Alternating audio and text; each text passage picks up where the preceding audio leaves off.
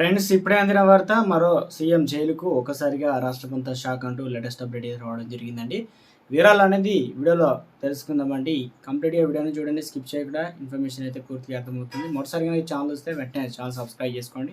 చూస్తున్నారు కానీ సబ్స్క్రైబ్ చేయకుండా చూస్తున్నారండి. దయచేసి ఛానల్ సబ్స్క్రైబ్ చేసుకొని bell button all notification activate చేసుకోండి. ఇక లైక్ చేయడం మర్చిపోతున్నాం, దయచేసి లైక్ చేయండి. లేట్ చేయకుండా వీడియోకి అయితే వెళ్ళిపోదామండి. బ్రేకింగ్ న్యూస్ అండి. మరో సీఎం జైలుకు. మైసూరు అర్బన్ డెవలప్మెంట్ అథారిటీ ముడాకి సంబంధించిన ఇటీవల లోకాయుక్త ఎఫ్ఐఆర్ ఆధారంగా కర్ణాటక ముఖ్యమంత్రి సిద్ధరామయ్య ఇతరులపైన enforcement director ED money laundering case అయితే నమోదు చేసింది. సెప్టెంబర్ 27న నమోదైన ఎఫ్ఐఆర్లో సిద్ధరామయ్య, ఆయన భార్య పార్వతి, బావ మల్లికార్జున స్వామి తదితరులు అయితే ఉన్నారు. భూ కేటాయింపులో అవకతవకలు జరిగాయని ఫిర్యాదుల మేరకు లోకాయుక్త పోలీసులు విచారణ బెంగళూరులోని ప్రత్యేక కోర్టును ఆదేశించింది.